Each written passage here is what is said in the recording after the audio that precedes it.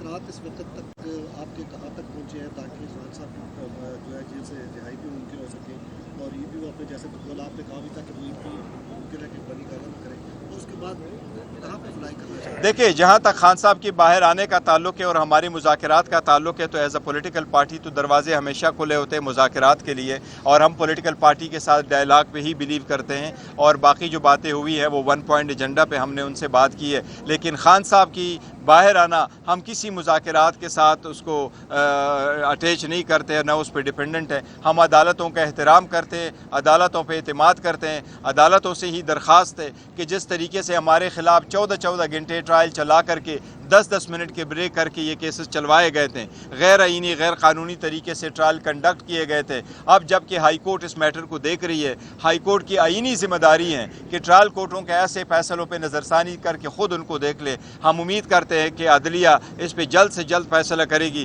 مجھے امید ہے انشاءاللہ تعالی نیکسٹ ویک عدلیہ ان دونوں کیسز پہ فیصلہ دے گی. شکریہ. Thank you.